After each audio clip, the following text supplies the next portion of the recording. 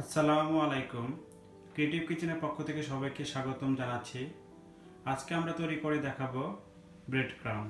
এটাকে জাপানে পাঙ্কো বলে। ব্রেড ক্রাম্ব সাধারণত বিস্কুটের গুঁড়ার পরিবর্তে ইউজ করা হয়। আমরা ঘরে বসে খুব সহজেই ব্রেড ক্রাম্ব তৈরি করতে পারি। তাহলে চলুন আমরা ব্রেড ক্রাম্ব তৈরি করি।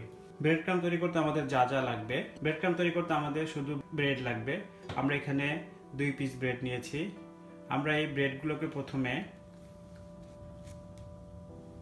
টুকরো টুকরো করে ব্লেন্ডারে দিব।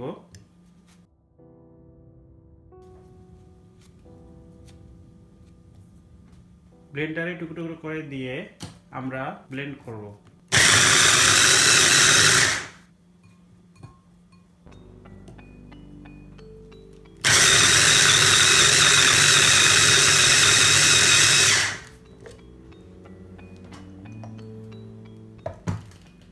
দেখুন আমাদের ব্রেডগুলো মিক্স হয়ে এরকম ছোট ছোট দানা পরিণত হয়েছে।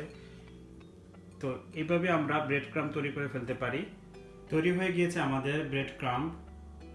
এই ব্রেড ক্রাম্ব আমরা বিস্কিটের গুঁড়ার পরিবর্তে যে কোনো কাজে ইউজ করতে পারি। এভাবে তৈরি করে ডিপ ফ্রিজে রেখে অথবা রোদে শুকিয়ে আমরা অনেকদিন পর্যন্ত ইউজ করতে পারবো। আপনারা তৈরি করে দেখবেন। ভালো থাকবেন। আল্লাহ হাফেজ।